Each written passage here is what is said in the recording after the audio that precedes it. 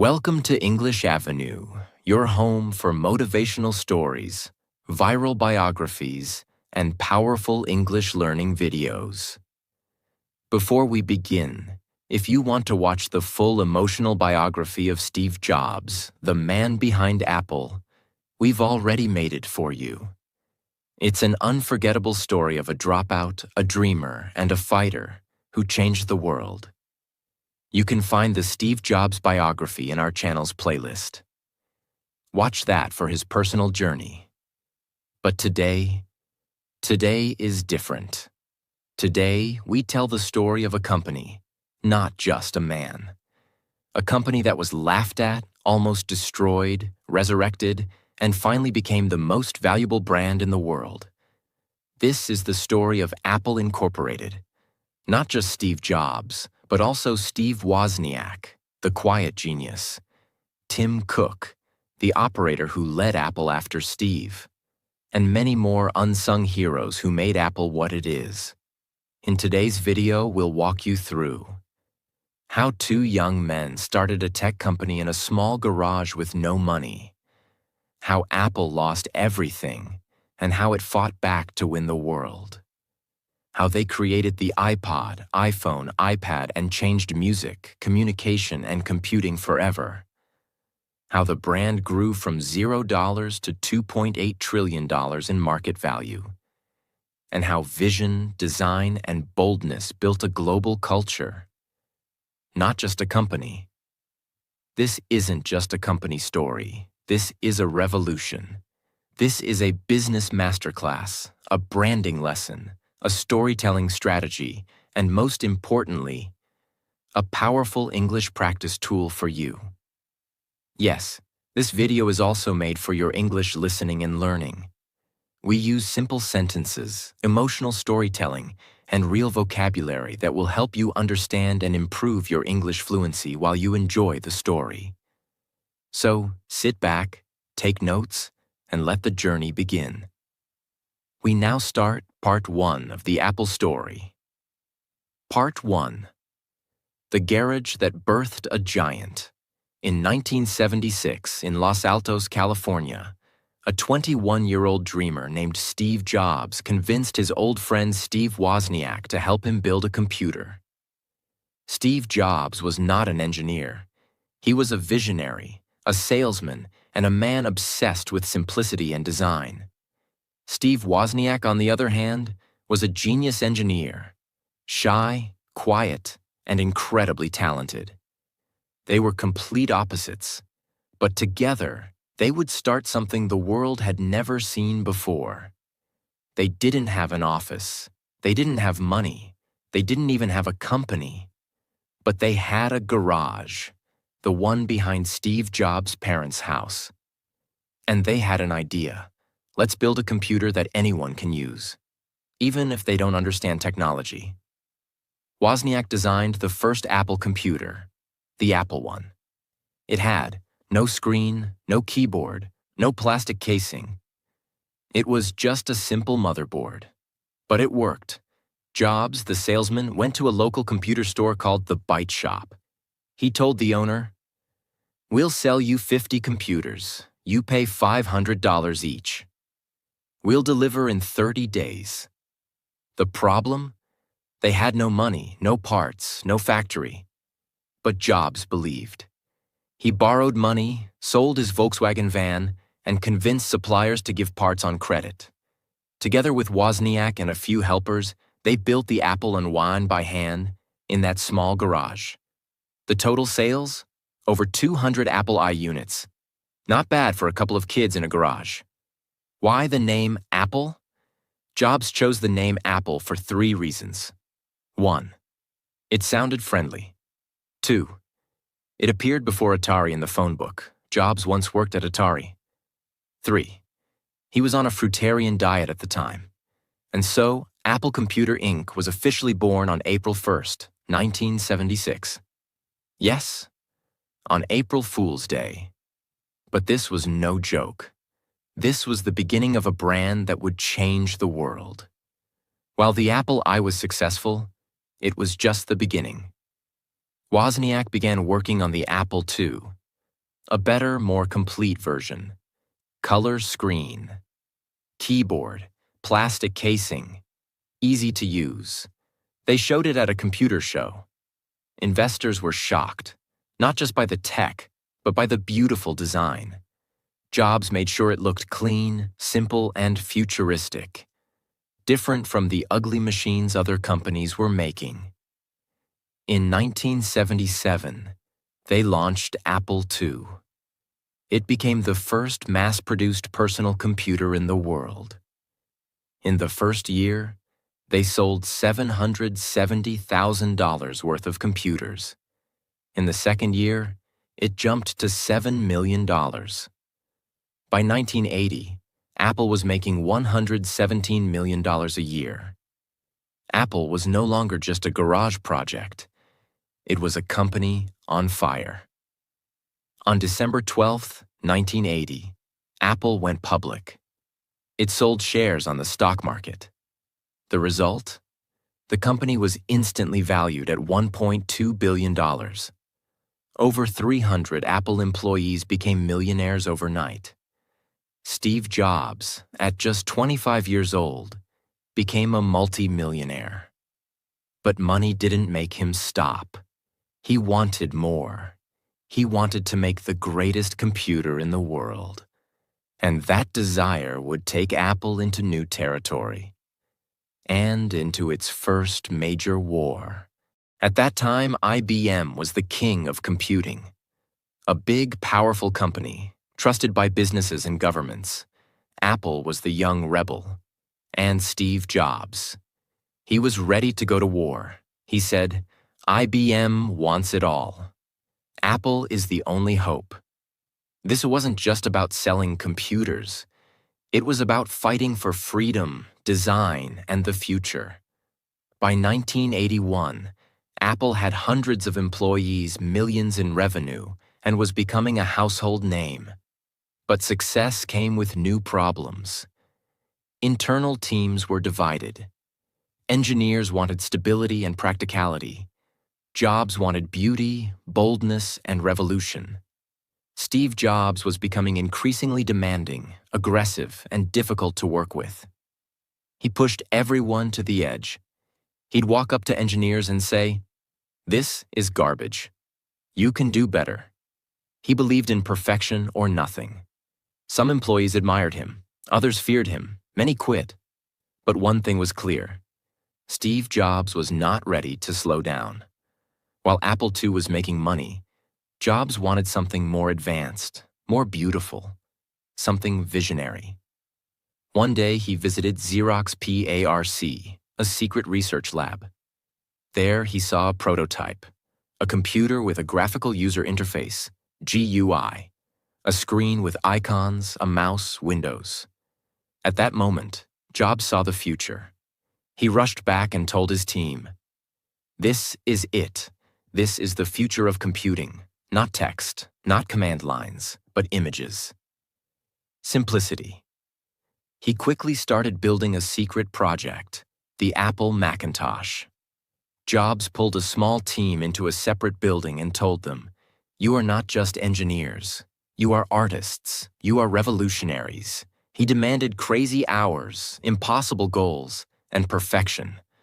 One engineer said, "Working on the Mac team was like going to war, but for something we believed in." The Mac was compact, beautiful, had a mouse and GUI, easy to use, friendly and personal. But it was also expensive to make. Each unit would cost around $2,500 to build and would sell for $2,495, almost $7,000 in today's money. The marketing had to be legendary. To introduce the Macintosh, Jobs partnered with ad agency Chiat Day. They made a commercial, a short film directed by Ridley Scott, the same director of Blade Runner and Gladiator. The ad showed a gray, dystopian world where people obey Big Brother. Then a woman runs in, throws a hammer, and destroys the screen. Tagline: On January 24th, Apple Computer will introduce Macintosh. And you'll see why 1984 won't be like 1984. The ad aired only once, during the 1984 Super Bowl. And it became legendary.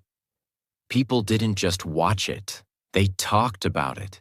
News channels played it. It got millions of dollars worth of free attention. Apple wasn't just selling a computer, they were selling a movement. On January 24, 1984, Steve Jobs stood on a stage in a dark suit and launched the Apple Macintosh. He pulled it out of a bag. It spoke. "Hello, I'm Macintosh. It sure is great to get out of that bag." The audience cheered. People cried. It was magical. Apple sold 70,000 units in the first 4 months. But then, the problems began. The Macintosh was slow. It had no hard drive, just a floppy disk. It had little memory. It was expensive. It crashed often, and businesses didn't like it. Meanwhile, IBM was dominating the market. And Microsoft, Jobs' new software partner, was secretly working on Windows. Sales dropped. Retailers started returning units. The board of Apple got nervous. Jobs had once hired a powerful CEO from Pepsi, John Scully, with the famous line, "Do you want to sell sugar water for the rest of your life? Or do you want to come with me and change the world?" But now, Jobs and Scully were at war. Jobs wanted big risks, crazy ideas, total control. Scully wanted discipline, numbers, predictable business. Jobs would scream in meetings. He'd ignore budgets. He'd insult people. Finally, in 1985, the board of directors made a painful decision. They told Scully, "Steve is out of control. You have to choose him or the company." In September 1985, Apple's board removed Steve Jobs from the Macintosh division. And soon after, he resigned from the company he had founded. He was just 30 years old. At a press conference, Jobs was calm, but heartbroken. He later said, "I was out, and it was devastating. I felt I had let everyone down, but I still loved what I did." Steve Jobs, the soul of Apple, was gone. And Apple was now being led by people in suits. After Jobs left, Apple continued building computers, but the magic was missing. They released Macintosh 2, too expensive. Newton, early iPad-like device, a failure. Power Macintosh, underwhelming. Competitors were rising. Microsoft launched Windows 3.1 and then Windows 95. Dell and HP were winning the personal computer market. Apple's market share fell. Their products became confusing, overpriced, and boring. By 1996, Apple was almost bankrupt. The company that once said, "Think different," had become just another tech company. They needed a miracle. And that miracle was the man they had once pushed out. Part 2. The Return of the King. Let's begin by understanding how bad things really were. From 1986 to 1996, Apple made mistake after mistake. They launched too many products. Each product had a different design, software, and accessories. There was no clear vision. Competitors like Microsoft, IBM, Dell, and HP were dominating. Apple's computers were expensive, slow, and incompatible with most software. By 1996, Apple's stock price was under $7 per share. They were losing $1 billion per year. At one point, Apple had only 90 days of cash left. People were writing Apple's obituary. Magazines printed headlines like, "Apple is dead. What went wrong with the world's most loved brand?" Apple was surrounded by companies with more money, better products, and stronger teams. They needed help. Fast. Back to Steve Jobs. After being fired, he didn't give up. He created a new company called Next Inc. in 1985. Next focused on building high-performance workstations for universities and businesses. They were powerful, beautifully designed machines, but also very expensive, around $6,500 per unit, equal to $15,000 today. Sales were weak, but the operating system, Next Step, was way ahead of its time. It was stable, easy to use, extremely well designed. Even though the hardware failed, the software was brilliant. Also during this time, Jobs bought Pixar from George Lucas for $5 million and turned it into a world-changing animation company. More on that later. Now let's come back to Apple in 1996. They were desperate for a better operating system. Their own was outdated, slow, and falling apart. So they looked outside and found Next. In a move no one expected, Apple acquired Next in 1997 for $429 million. And with that, Steve Jobs returned to Apple. After 12 years in exile, when Steve returned to Apple, he didn't celebrate. He was furious with what he saw. He walked into meetings and said, "This is crap. What the hell is this?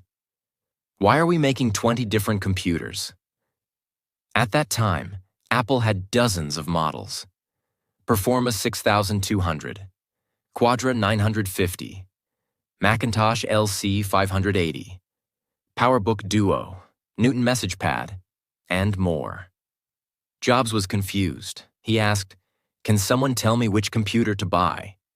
No one could answer. He walked to a whiteboard and drew a simple 2x2 grid. Consumer Professional. Desktop. Laptop. "That's it," he said.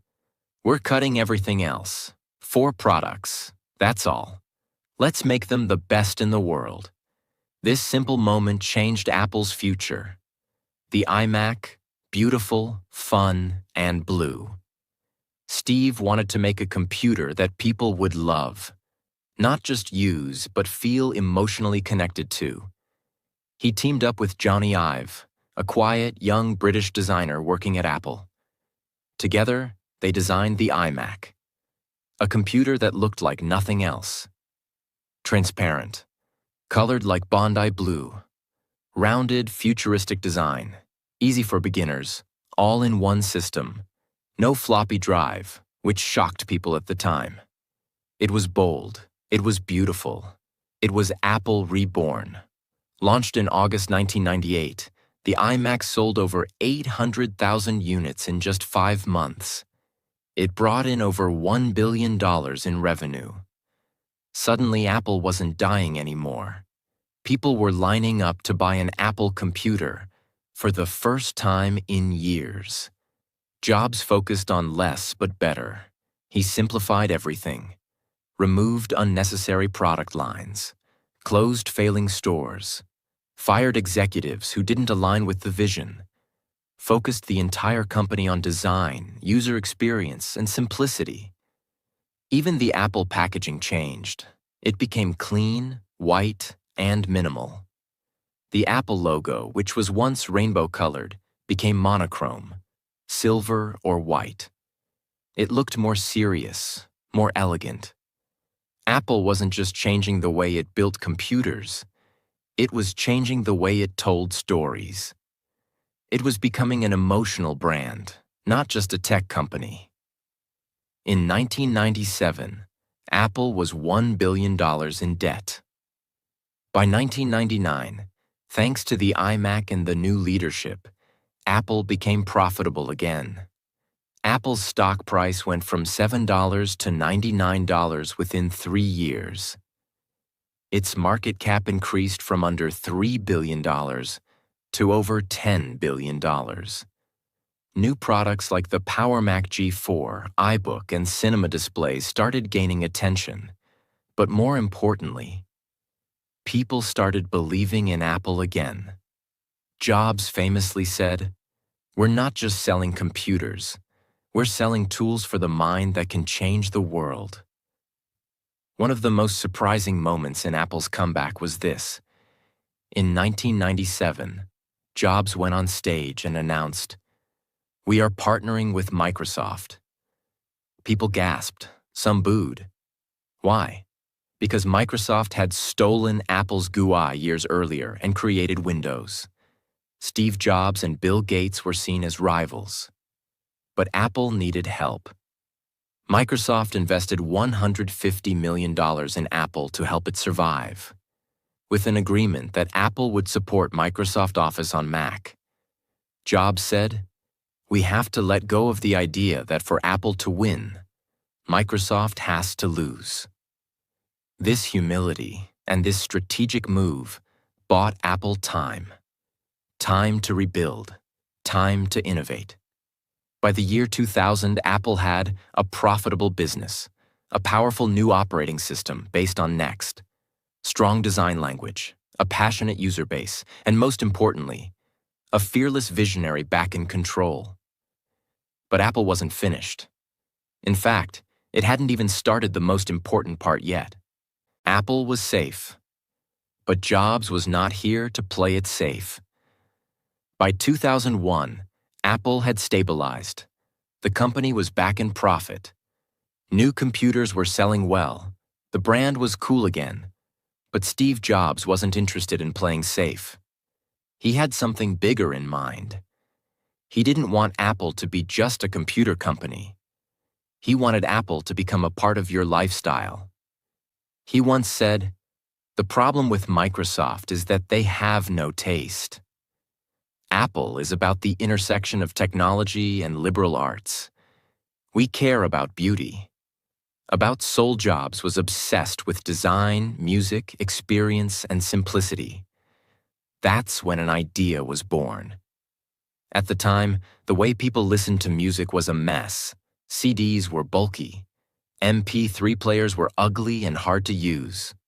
File sharing was illegal and dangerous. Remember Napster? Jobs saw the future clearly. He told his team, "Let's build a music player.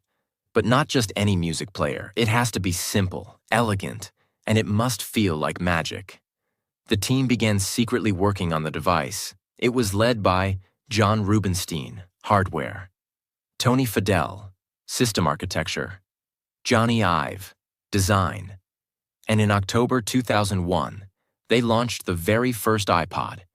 It was small, size of a deck of cards, white and clean, had a click wheel, 5 gigabytes of storage, and could hold 1,000 songs. Steve stood on stage and said just one sentence. "This amazing little device holds 1,000 songs, and it fits right in your pocket." The world had never seen anything like it. The iPod was not just a product. It was a movement. People didn't just buy the iPod. They felt it. Apple's marketing was minimal, artistic, and cool. Remember the famous silhouette ads? Black figures dancing, white iPods and earphones popping against bright-colored backgrounds. No words, just music and emotion. It wasn't about features anymore. It was about feeling. Apple was no longer selling products. Apple was selling identity. The original iPod only worked with Mac computers. That meant 95% of Windows users couldn't use it. Sales were slow at first. Only around 125,000 units sold in the first few months. Jobs realized they were holding the product back. In 2003, Apple released iTunes for Windows. Now anyone, even if they didn't own a Mac, could buy and sync music using iTunes and own an iPod. Sales exploded. Let's look at the numbers. 2001, iPod launches. 2002, 600,000 units sold. 2003, 2 million units. 2004, 8 million. 2005, over 22 million iPods sold in 1 year. 2006, over 88 million iPods sold to date. That's not all. From 2001 to 2006, Apple's annual revenue grew from $5.4 billion to over $19 billion. Net profit grew from $65 million to $2 billion. Its stock price rose from $7 to $85 per share. Apple wasn't just alive. It was becoming a global force. In 2001, the same year as the iPod launch, Jobs opened the first Apple retail store in Tysons Corner, Virginia. People thought it was crazy. Why would a tech company open expensive physical stores when most brands were moving toward online? But Jobs had a vision. The stores would be clean, minimal, and beautiful. Every detail would be controlled. Employees would be knowledgeable, passionate, and friendly. No pushy sales, just experience. The first store was a success. Then came the second, then the third, then hundreds. By 2006, Apple had over 170 stores worldwide. They were generating more profit per square foot than Tiffany & Company. People didn't come just to buy. They came to experience the brand, to touch the future. While the iPod was leading the way, Apple didn't forget its roots. They launched Mac OS X, a stable, powerful operating system. MacBook Pro, sleek and professional. iMac G5 and Intel-powered Macs, fast, modern. Time Machine, iLife, and other beginner-friendly apps. Apple computers were no longer just for designers and nerds. They were becoming for everyone. Even schools and businesses were slowly adopting Macs again. From 2001 to 2006, Apple transformed itself completely. It became a leader in music, not just tech. It created a new retail experience. It rebuilt its software ecosystem. It attracted millions of new users. And it turned its brand into something people wore proudly. The white earbuds became a symbol. Owning an iPod meant you were different. Jobs once said, "People with passion can change the world, and we're just getting started."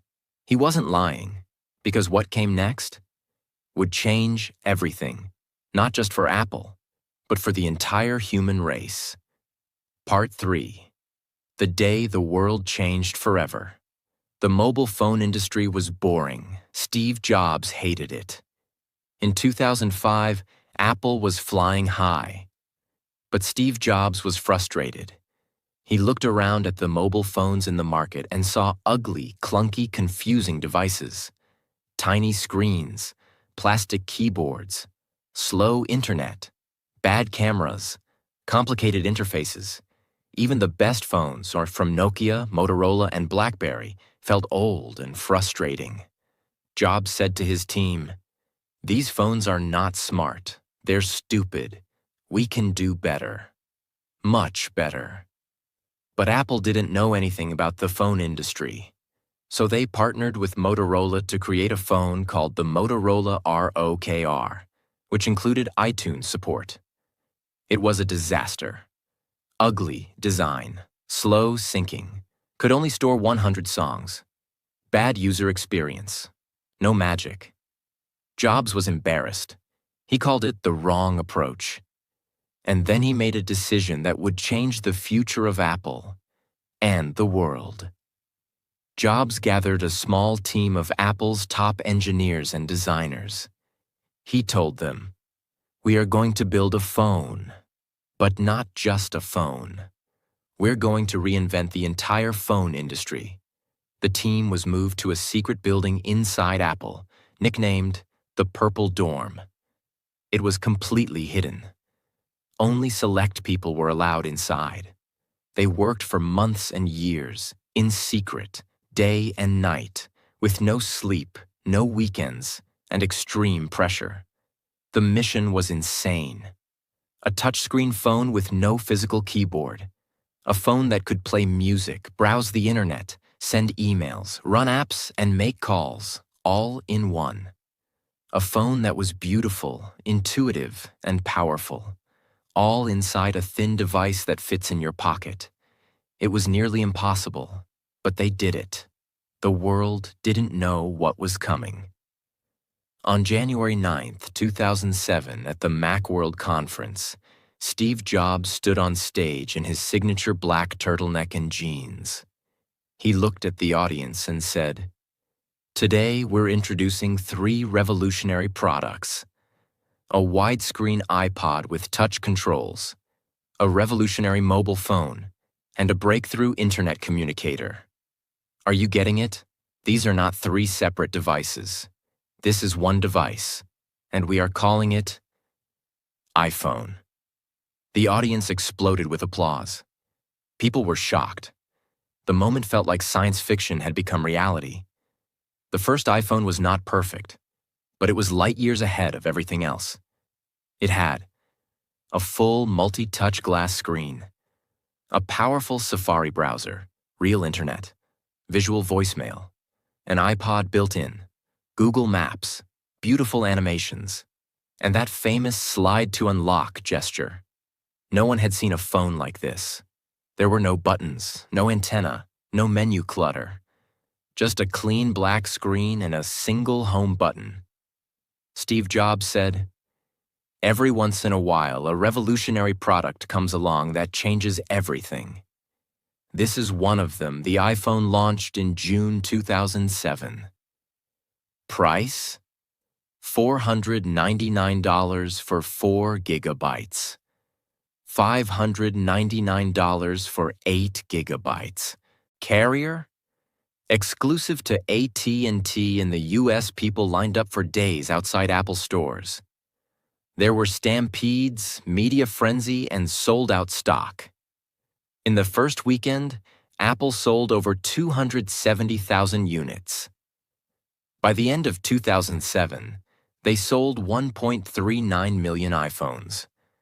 Apple's market cap crossed $100 billion for the first time. But Jobs wasn't done. He wanted to build not just a phone, but an ecosystem. In 2008, Apple launched the App Store. It was revolutionary. Developers from around the world could build apps. Apple would review and approve them. Users could download them with one click. It turned the iPhone into more than a phone. Now it was a flashlight, a calculator, a game console, a travel guide, a camera editing studio, a calendar, a social media tool, and anything else a developer could imagine. By giving power to developers, Apple created a new digital economy. Apple took 30% of all app revenue, and the App Store exploded. In the first year, 500 apps available, over 1 billion downloads. Apple earned hundreds of millions of dollars in revenue. This changed everything. Apple released a new iPhone every year, improving it each time. iPhone 3G, 2008. Added GPS plus App Store. iPhone 3GS, 2009. Faster, better camera. iPhone 4, 2010. Retina display, FaceTime, new design. iPhone 4S, 2011. Introduced Siri. And it kept going. Each model sold tens of millions of units. Apple's profits skyrocketed. By 2010, iPhone sales crossed 40 million units per year. Revenue from iPhones alone crossed $25 billion per year. Apple was no longer a computer company. It was a consumer electronics superpower. Let's look at Apple's growth between 2006 to 2010. Annual revenue grew from $19 billion to $65 billion. Net profit grew from $2 billion to over $14 billion. Stock price went from $55 to over $300 per share. Market cap exploded from $50 billion to over $300 billion. Apple became the second most valuable company in the world, behind ExxonMobil.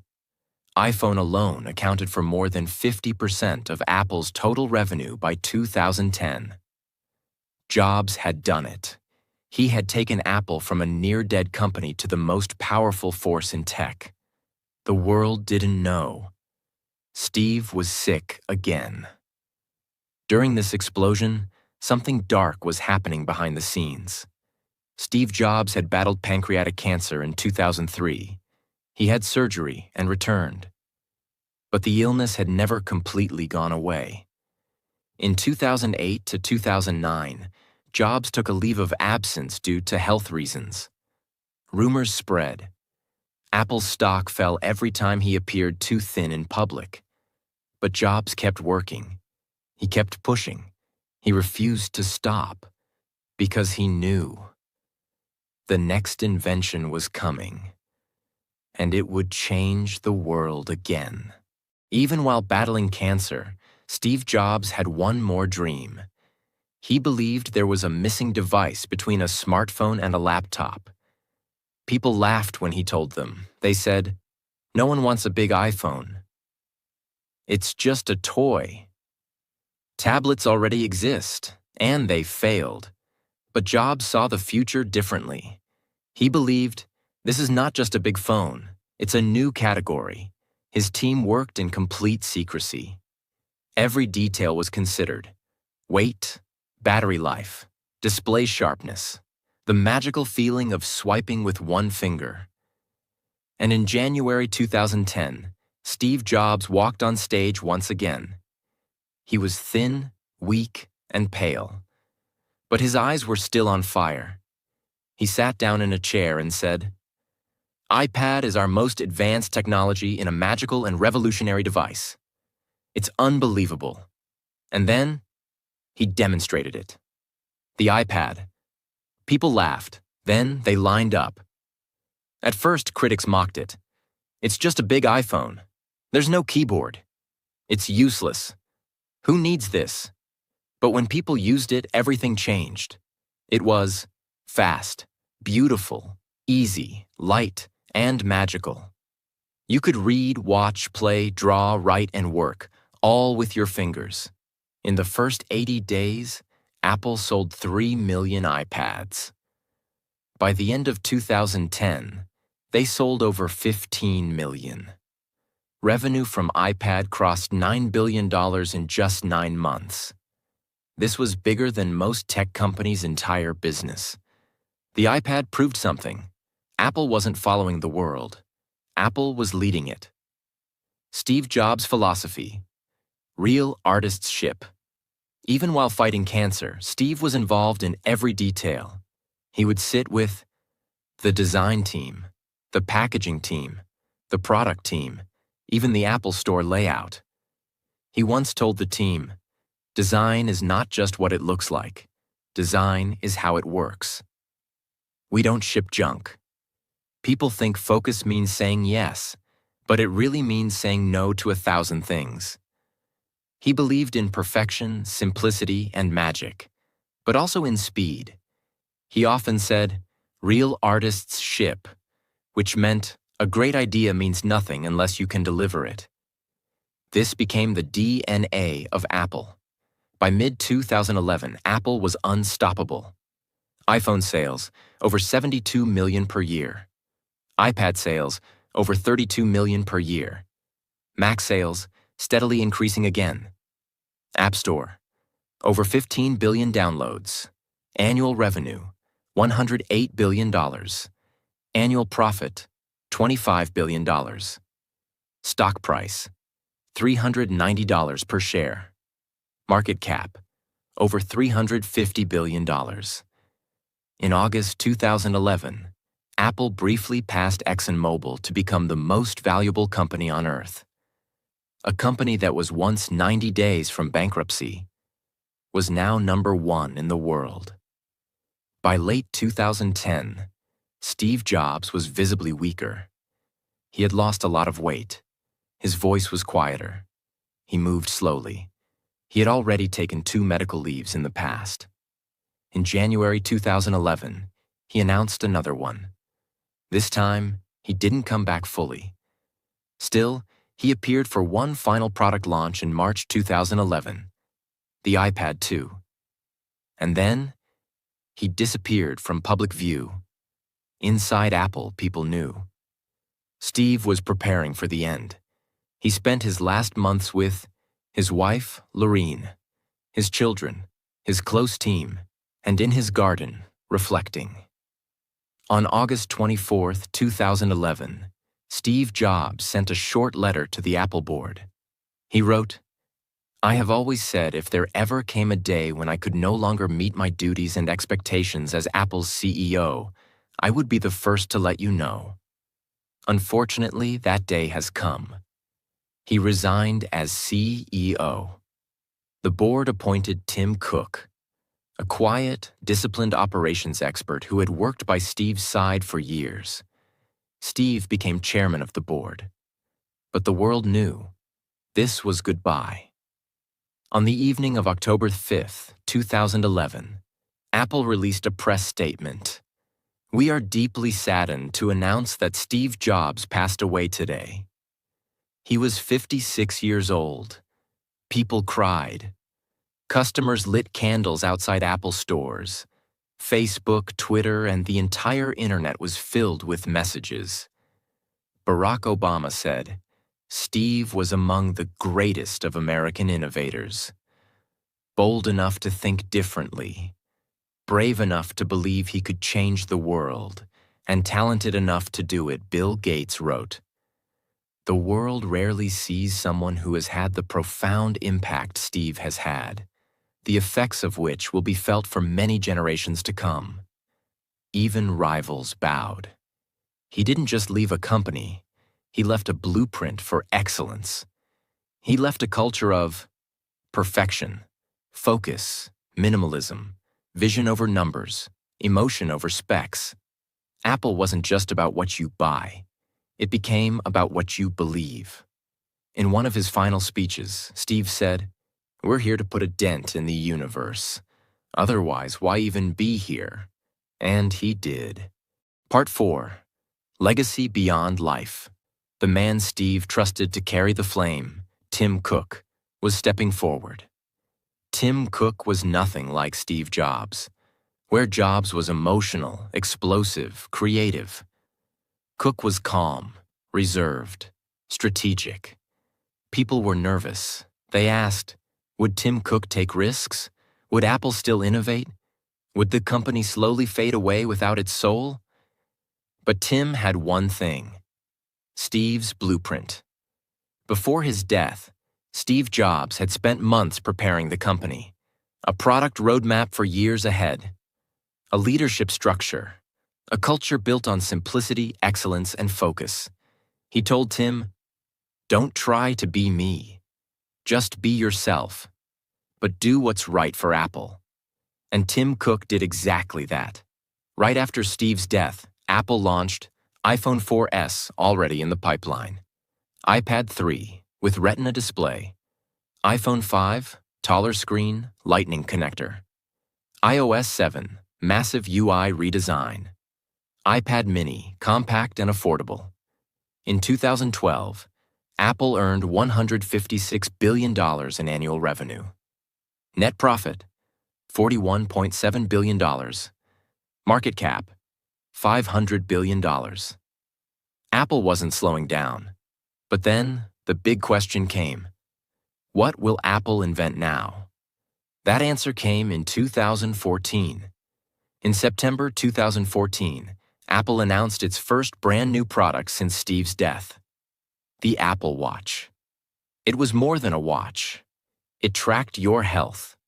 It showed messages. It played music. It had custom watch faces. It was deeply personal. The original idea had come from Steve's early vision of personal technology, but it was Tim Cook's team that brought it to life. In 2015, the Apple Watch launched. Critics were skeptical, but by 2020, it had become the #1 best-selling watch in the world, beating even Rolex and Casio. A computer company now made the world's most popular timepiece. In 2016, Apple removed the headphone jack from the iPhone 7. People were furious. Where will I plug in my headphones? This is greedy. This is arrogant. But Apple had a plan. AirPods, wireless, tiny, simple, with no buttons, just intelligent sensing and seamless connection. At first, people mocked them. You look like toothbrushes in your ears. You'll lose them. Then people tried them, and the world changed. AirPods became a cultural symbol of coolness, simplicity, and status. In 2022, Apple made over $15 billion from AirPods alone. That's more than the entire annual revenue of Spotify. Since 2006, Apple computers had used Intel processors, but Apple was tired of depending on another company. In 2020, Apple announced it would make its own chips, starting with the M1 chip. This was a huge risk. What if performance dropped? What if software broke? What if users didn't adopt? But the M1 MacBooks were a triumph. Faster than any other laptop. Longer battery life. Cooler and quieter. Seamless app performance. Critics said, "This is the biggest jump in computer performance in over a decade." Apple proved, again, that it could reinvent its own products without Steve. Let's look at the unbelievable growth after Steve Jobs. Year revenue, USD. Net profit, USD. Market cap, USD. 2011, 108 billion, 25 billion, 350 billion. 2015, 233 billion, 53 billion, 700 billion. 2018, 265 billion, 59 billion, 1 trillion. 2020, 274 billion, 57 billion, 2 trillion. 2022 dollars, $394 billion, $99.8 billion, $2.9 trillion. 2023, $383 billion, $97 billion, over $3 trillion. In 2023, Apple became the first company in human history to cross $3 trillion in market value. That means Apple was worth more than Tesla plus Amazon plus Facebook plus Netflix plus Coca-Cola plus McDonald's plus Nike combined. And it started in a garage. Today, Apple is not just a brand. It's a global lifestyle. People wake up and check their iPhone, track their health with their Apple Watch, listen to music with their AirPods, work and create on their MacBook. Watch shows on Apple TV plus pay with Apple Pay. Back up everything to iCloud. Apple is now a part of your home, your body, your mind, and your wallet. Tim Cook doesn't shout. He doesn't seek attention. He doesn't do dramatic speeches. But what he did was transform Apple from a product company into an empire. Under Tim Cook, Apple became more global, more inclusive, more environmentally focused, and more financially powerful than ever. He proved that discipline and vision can exist together. Even though he didn't invent the iPhone, he scaled it to reach every corner of Earth. Let's remember what makes this story the greatest of all time. Started in a garage. Almost went bankrupt. Founder was fired, made a comeback. Invented products that changed the world, lost its visionary. Still rose to become the most valuable company on Earth. No company in modern history has ever combined technology, design, emotion, branding, storytelling, simplicity, as perfectly as Apple. Steve Jobs is gone, but walk into any Apple store. Hold any iPhone. Listen to the startup chime of a MacBook, and you'll feel him. He's there, in the curves, the colors, the silence, the power, the simplicity. He once said, "The people who are crazy enough to think they can change the world are the ones who do." He believed it. He proved it. and he left behind a company that will inspire generations forever. This was the complete, detailed, emotional, and powerful four-part story of Apple Inc., from garage to $3 trillion, from rebellion to revolution, from Steve Jobs to the world. 8 powerful lessons from Apple. 1. Simplicity wins in a complicated world. Apple's greatest weapon is not complexity, it's simplicity. One button, one color, one clean page. From the iPhone to the Apple Watch to their website, Apple teaches us, people don't want more features. They want less confusion. Lesson: make your work, message, and life simpler. And people will understand, remember, and love you more. 2. Consistency builds trust. Apple releases a new iPhone every year, a new iOS, new updates, on time, polished, familiar. They never disappear. They never stop showing up. Lesson: if you want to build a strong brand or a strong life, show up consistently, over and over again. Let people trust you. 3. Emotion is more powerful than features. Apple never says, we have 4 gigabytes RAM. We use 16 core chips. They say, it just works. Think different. 1,000 songs in your pocket. Lesson: whether you're building a business or telling your story, speak to emotion, not specs. People remember how you make them feel, not what you say. 4. Never be afraid to kill your own products. Apple killed the iPod, the headphone jack, the CD drive, Intel chips. Even if something worked yesterday, Apple asks, is this still good enough for tomorrow? Lesson: don't hold on to what's safe. If you want to grow, be brave enough to destroy the old version of yourself. 5. Don't do everything. Just do one thing perfectly. While other companies make fridges, TVs, printers, and even toasters, Apple focuses on phones, computers, headphones, watches, and they make each one beautiful, powerful, and unforgettable. Lesson: you don't have to do everything. Just do one thing, but do it so well that no one else can compete. 6. Control the entire experience. Apple controls the hardware, the software, the store, the charger, even the unboxing experience. Because of that, customers feel everything is smooth and premium. Lesson: don't just create a product. Create a total experience, from first impression to final goodbye. 7. Protect the brand at all costs. Apple never puts its logo on cheap products, never discounts heavily, never lowers quality to chase competitors. They protect the brand like it's sacred. Lesson: your name, your work, your values. They are your brand. Don't sell them for short-term gain. Protect your reputation. 8. Start small, dream big, deliver boldly. Apple started in a garage with no money. They made one computer. Then they changed the world. Lesson: you don't need to be big to begin.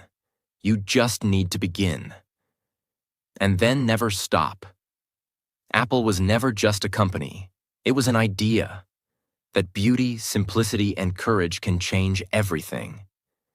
It showed the world that you can start in a garage and rise to $3 trillion, that you can fall, be fired, fail, and still rise again, that you don't need to do everything, just the right thing, the best way, and that if you dare to think different, you can change the world. To every dreamer watching this, you don't need 100 ideas, just one powerful one. You don't need to be perfect, just be brave. And you don't need permission. Just start, because in the end, the most powerful thing Apple ever created was not the iPhone, not the Mac, not the watch. It was belief. Belief in bold ideas, belief in beautiful design, belief in people like you. So never stop believing. If this story inspired you, don't forget to like, share, and subscribe to English Avenue. We create powerful stories to help you learn English and change your life. One video at a time. Hit the bell icon so you never miss what's coming next. Thank you for watching.